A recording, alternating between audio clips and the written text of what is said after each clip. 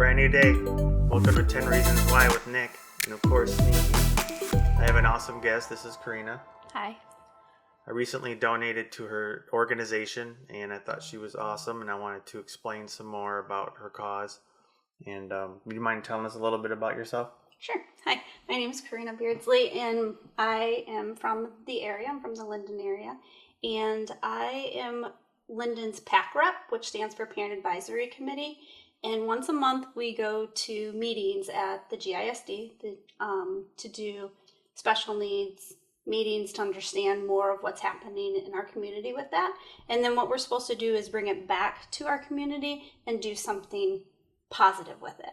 And one of the positive things that we did in Linden was we created a unified activities club for children who have special needs to hang out with their peers after school and do activities like bowling, kickball, just any kind of activities to bring in friendships.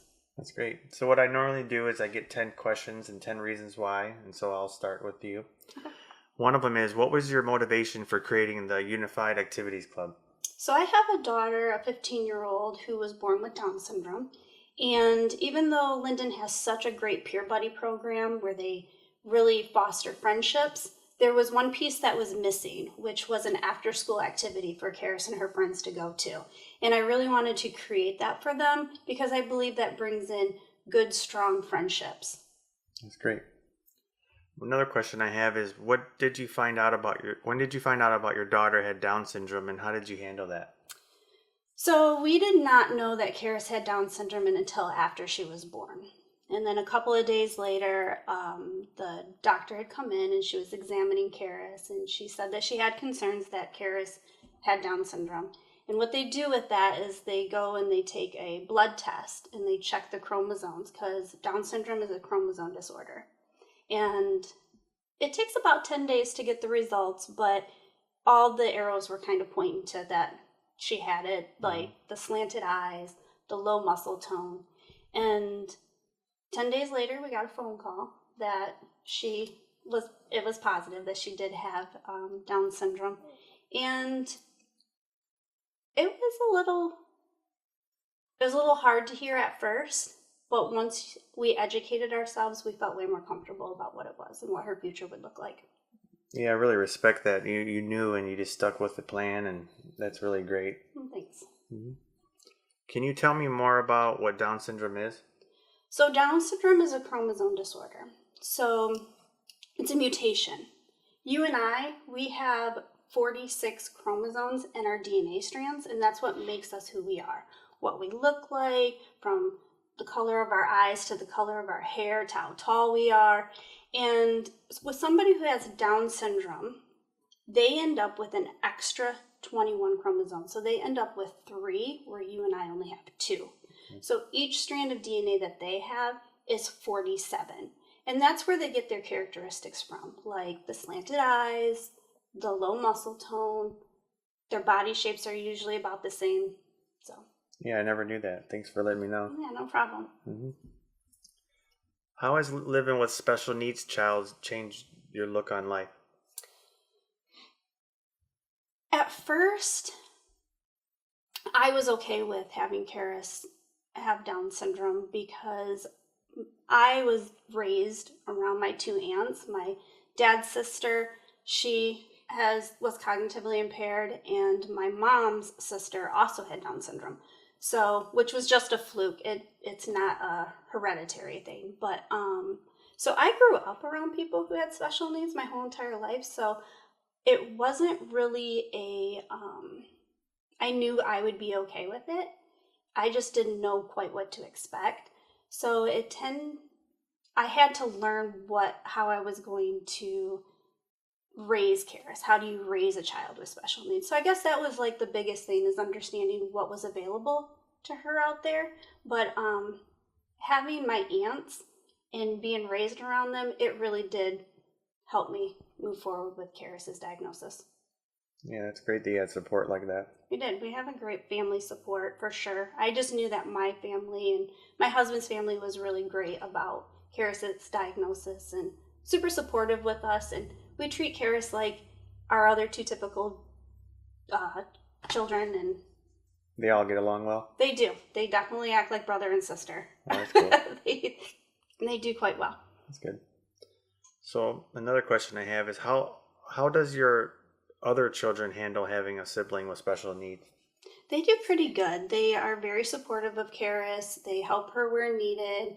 They also, because we tried really hard to raise them as equal as we could with opportunities, they also treat her as a sibling too. You know, there's still always like, if we're like, hey, unload the dishes, there's always a, why isn't Karis doing anything? So there's those fun things as well. They're just really great kids. They do very good. Weeks are not giving her slack and make her do the dishes That's too, right. We have one that kind of like helps her out a little bit more, and then we have one that he definitely helps her out more, but he's also like, hey, how come she doesn't do this more? And that great. really helps us too to be like, you know what?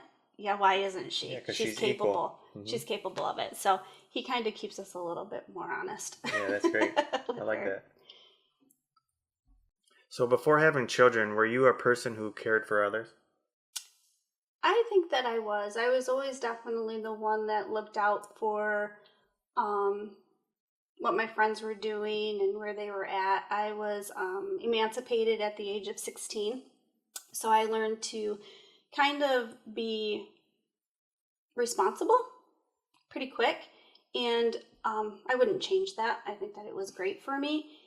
And plus having my aunts around, like, you just learn that compassion. You learned how to just be more accepting. So I do feel like I was a person who cared for others when I was younger. When I was younger, I didn't care for anybody but myself. At my school, I was in special ed, and for somehow I convinced them that I was emancipated. Oh, yeah? I could sign myself in school, out school. I never went. That was one thing fun about being emancipated is all my other friends were skipping. And all I had to do was sign myself out. Yeah, I remember that. Like, they're all hiding behind the cars, and I was just signing myself out. So you went the responsible route, while I went the other way. That's all right. Yep. What would you like to see change in your community for your daughter and her friends?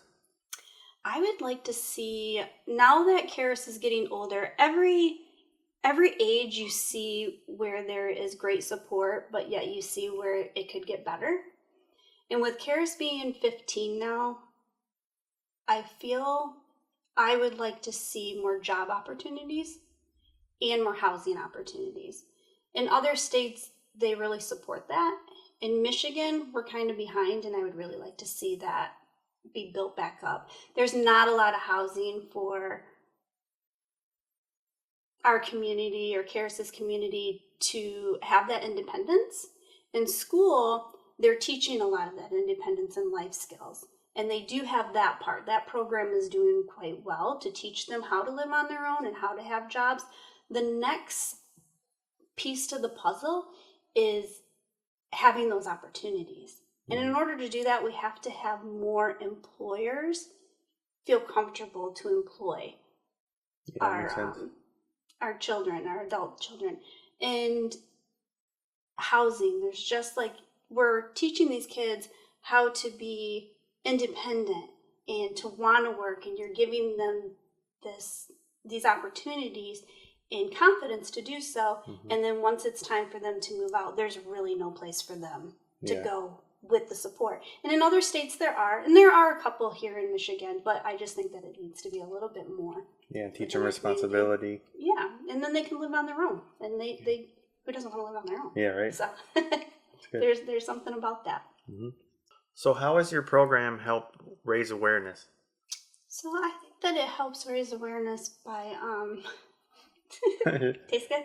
She's trying to raise awareness. Yeah, is it fosters friendships more than anything. It allows other children in the community to see it's not scary to hang out with anybody who has differences or a different ability, and they're actually fun and funny. And you know, back when we were kids, we saw children with disabilities, our peers, but yet they were always in a classroom down the hall, and you didn't always see them all the time, or they weren't really involved. And I feel like that has changed. but I do feel like there is more opportunity to make that better. And I feel like with this organization, having something after school is super important. Another thing that we do with Unified Activities is we have a varsity letter for them, so they're able to have an opportunity to have that, so they can have a varsity code and just be actually part of their community, part of their high school days. I think that's really important. When I was in high school, I had a learning disability. I was in special education, and we were separated, and I felt awkward and uncomfortable, like I didn't fit in. So I think that's great that they include them and teach them that they belong. They do a really great job. In Linden, they do an amazing peer buddy program from K through 12 that in the elementary, they make sure that the kids are being moved into gen ed a couple hours out of the day. They have peer buddies, like they'll always be teamed up with a guy or a girl that ends up allowing them to have a friend, a support within that classroom during that time. And then as they go on, it goes all the way up to high school. And then high school, they have what they call instructional leaders. So those students get credit for coming into the classroom, but it just fosters great friendships. They do a great job. It's really good. Can you tell us more about Unified Activities Club? Yeah. So it's K through 12. And our elementary, they meet once a month, and they do fun activities like they've done scavenger hunts, they've done anything that's kind of like team building. They always have like a team building activity. They've built gingerbread houses together. They've done minute to win it games, anything to kind of get them moving and interactive with each other, but also team building. And then middle school and high school, we also do activities once a month, or we've had kickball sessions, which we bring in the middle school and high schoolers, we do it together, and then we have done it where us parents have come in and gone against them too. They always beat us. And then they also have bowling. They beat you because you let them, or they really beat you? Sometimes they really beat us. Oh, wow, that's great. Like, we're going to throw out a hip or something, but they usually, it's really fun. They do pretty good. And then over at Holly Lanes, he works with us at a really great rate. He's an amazing guy over there, Brian. And in April, for 6 to 7 weeks, they take a bus from the school and they'll go over to Holly Lanes and they learn about bowling, and they do bowling for a couple hours, and then they come back. And so does your daughter know she has Down syndrome? She does. Okay, that's what I was wondering. She does, and she's totally fine with it. She knows what it is, and she'll even tell. The fun thing about her now is she can recognize somebody else who has Down syndrome. Oh, wow. There's been times where we've been in a restaurant, and she's like, "Mom, that boy over there, he has Down syndrome too." It's like, yeah. Does she want to go talk to him? Yeah. Sometimes we did. There was this adaptive gymnastics. It was Ninja Warrior, and there was 2 adult boys in there that has Down syndrome, and she was all the way in the back, and she's yelling at me. She's like, "Mom!" I'm like, "What?" And she's like, "He has Down syndrome too." And I was like, "I know, okay." And she was like, "He has Down syndrome too." In front of everybody? Yeah, in front of everybody. Oh, that's and sweet. I was like, so she is proud to see other people who have Down syndrome, and she's just not. She brings life to everybody around her. Yeah, she's not sad about it. So, which is great. So you were emancipated at 16. Looking back, what would you tell your 16-year-old self? To keep that will, to keep, like, you're gonna do great. Just keep motivated. I'm a person who, when I see that there's red tape, I don't mind pushing the button a little bit just to see if we can better that. So I would just say you're doing good. Keep it going. That's great. Yeah, I really appreciate you coming out tonight. Well, thanks. And I appreciate you inviting me. Yeah, and everything that you do. I really believe in your cause. Well, thank you. Thank you. We need more people to believe in our cause. Yeah. Even though there's more support now. We're still a very small community, and we're trying to get ourselves out there to be seen a little bit more, and out there for our kids to have more opportunity. So the more that we're able to interact with people like you guys who support us, it really does make such a big difference in our community. So I really appreciate that you have supported us. No Thank problem. You. So thank you very much for coming out. I really appreciate you, and I appreciate what you do. It means a lot. There's people out here that try to make a difference. Thank you. And Sneaky wanted to thank you for coming out too, right? And thank you for tuning in to 10 Reasons Why with Nick. And remember, have a brand new day. Hey, this is Nick. I'd like to thank our sponsor, Inspiring Sobriety. I'm always looking for inspirational and positive things to wear. And that's exactly how I found inspiringsobriety.com. They have awesome apparel centered around recovery, with a cool line of hats, hoodies, t-shirts, and more. They are your one-stop shop for sobriety recovery gear. They even have the perfect sobriety gifts, with charms, journals, tumblers, candles, and more. One of the things I like the best is they have personal engraving on most of their products. They even have gifts for your sponsor. So go and check them out at inspiringsobriety.com.